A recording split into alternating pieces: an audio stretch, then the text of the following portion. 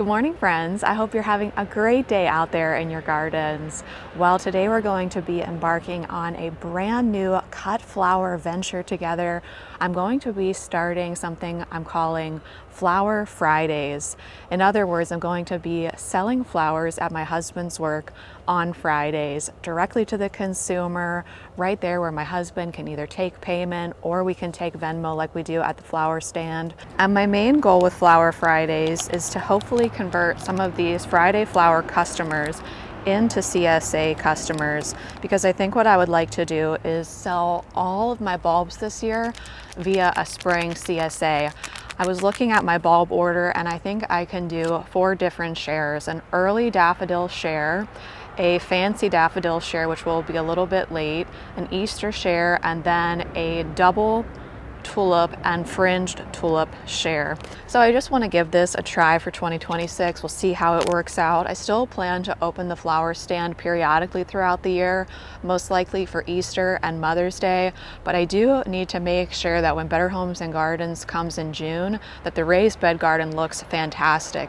And you guys know that normally the raised bed garden is in a state of flux as we're always changing out cut flowers. So thinking about the photo shoot next year, I'm going to do a massive spring show, which we're going to cut and sell everything via these CSA shares or Friday flowers. Then in June, we're going to do a massive display of only cut flowers in the raised beds. Lots of lilies, lots of flowers that dry really well, things that I know won't get sick or diseased or bug ridden. And we'll have that show in June. We'll cut that and sell that. Hey Grace, come here. We'll cut that and sell that as shares also. And then I want to finish up next year with growing stuff in the raised beds that I've never grown before. Going into the 10th year of selling cut flowers, I can almost feel myself needing a new challenge, a new discovery, a new learning experience. And so I thought I'm going to search high and low, far and wide for tons of cut flowers that are more rare. Maybe they're harder to grow. I don't know, but I want to grow stuff I've never grown before towards the end of the 2026 growing season. And then we'll see how we want to sell that. Maybe we want to sell it at the flower stand. Maybe we want to sell it direct to a consumer. But I think it's going to be really fun and different and also get me re-excited for selling cut flowers. With all that being said, let's build our first ever Friday flowers together and see if we can convert these customers into permanent CSA customers. I've already added flower food into my mason jars. These are brand new mason jars that I filled with filtered water. I've been reading a lot about how the pH of water affects the longevity of cut flowers, and surprisingly, the ideal pH for cut flowers is between 3 and 4. Our water, I tested it, registers as a 7 out of the tap. Then I tested some of our different filters that we drink from, and one of them tested as a 5. So I used that filtered water in my vessels today. I've added flower food into the water, which will also lower the pH of the water. So flower food has 3 awesome things in it. It has an acidifier, which lowers the pH of the water. It also has an antimicrobial, which helps with bacteria. And then it has sugar, which helps feed the flowers. Let's take a look at the flowers we're going to be using today. I specifically only picked flowers that I know have an incredibly long vase life and also ones that dry well, because I really do want to convert these customers, so I want to give them a nice long vase life from the get-go. So we've got a few different kinds of Lisianthus, and the Lisianthus is getting pretty short, so hopefully that will work out. We'll see. We also have some gorgeous straw flower, which is going to dry well in the vase. Grace, what are you eating? We have some floss flower, a little bit of status back here. We have some more Lisianthus, and I think I'm going to pair this Lisianthus with our Mexican bush sage. You guys know I love this flower so much, and it smells amazing right now. Flamingo feather celosia, like we always grow. I only have a little bit of eucalyptus. The eucalyptus really didn't do well. So I went ahead behind the tomatoes and picked all of this scented geranium, and I think I'll use that for foliage. So that's a look at the flowers we're going to be using. We might also pick some jewels of opar, but let's see if we really need that.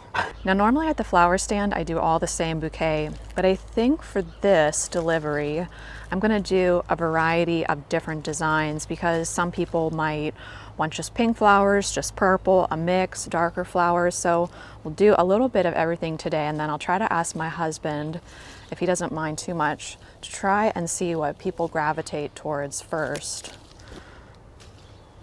So for this first one, let's just put in a little bit of everything that's in our pastel colorway, and then we'll start doing more dedicated single flower bouquets.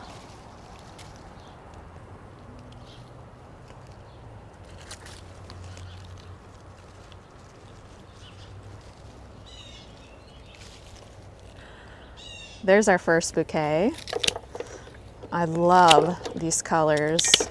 I know they're kind of Easter colors, but what I've noticed, at least at the flower stand over the last couple years, is that the dark colors just do not sell at the flower stand, no matter what time of year it is. So doing these lighter colors is really nice. That is so gorgeous and cheerful. Now I'm wondering if I should just do all the bouquets like this. Let's do one just pink bouquet and see what we think about that. And how about we use the eucalyptus for this one? I have a peachy pink in the front and more of a blue pink in the back. I think we'll stick with this peach colorway to start, more of a peachy pink.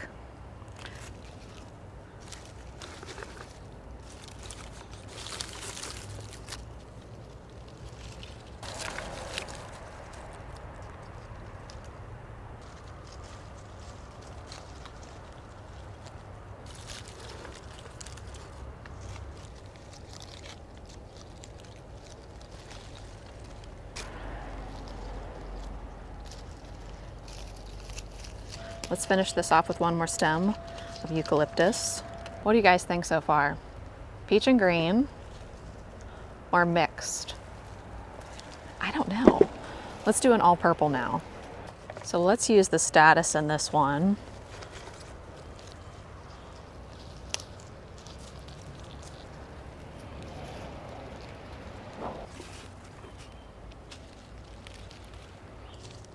I don't have quite enough purple to finish a full bouquet, so let's add some of this pink and white Lizzie. I really love this one. I think this is probably the one I would pick, and probably the one my daughter would pick also. Almost looks like a bridesmaid's bouquet, doesn't it? We have at least enough for one more pastel bouquet, and then I think I'll finish up with this dark purple one. What do you guys think is the most underrated and overrated cut flower?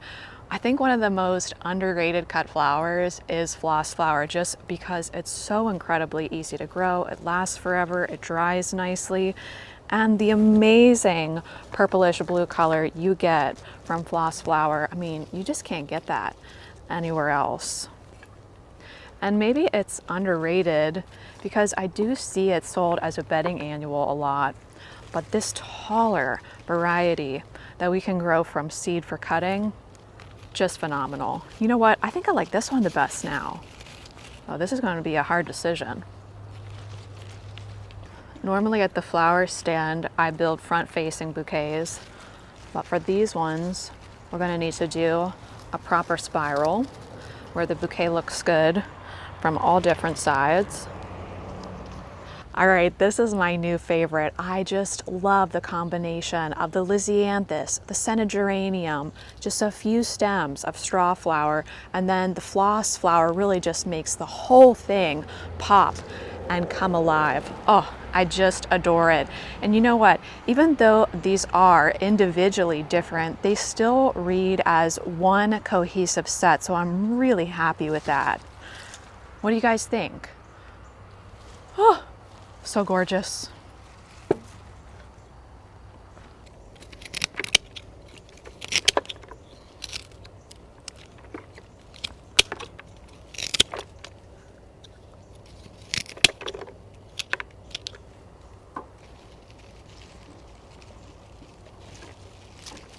Let's whip up a dark purple bouquet now.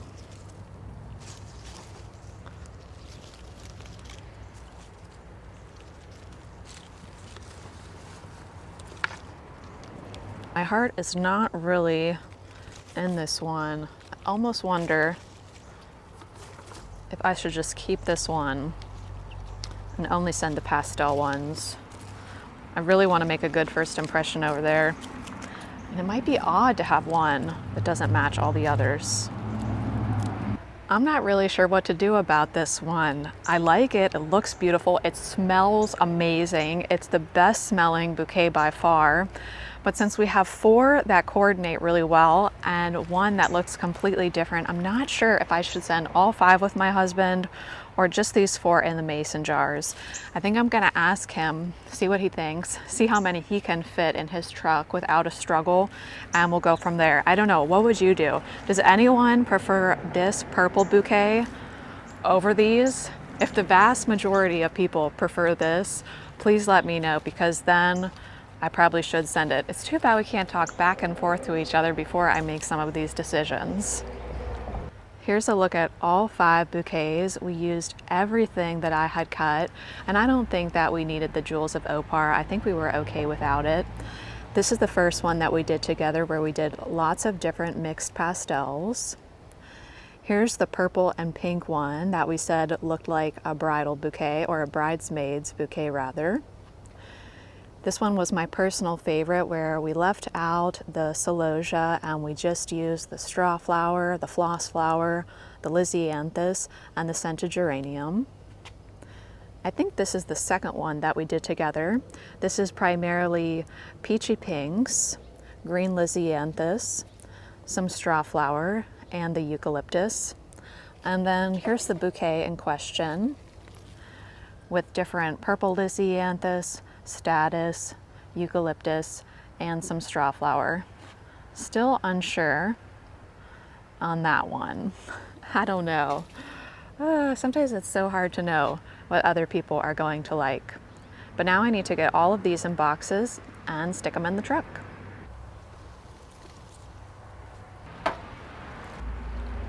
While I let this box make the decision for me about the dark colored blooms, I got them all packaged up in this box that I had from Hosling.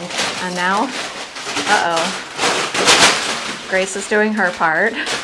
I'm using some packaging from Hosling to just fill in between the bouquets. Oh, Grace! Well, I was using packaging to fill in between the bouquets.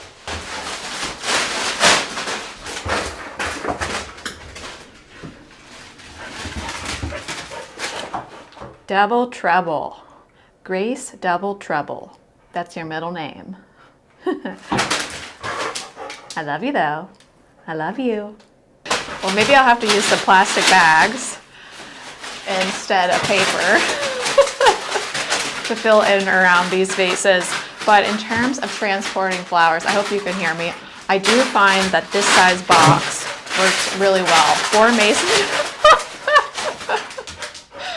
Anyway, you get what I'm saying. I'll see you guys in a little bit once my husband reports back to me on how this all went.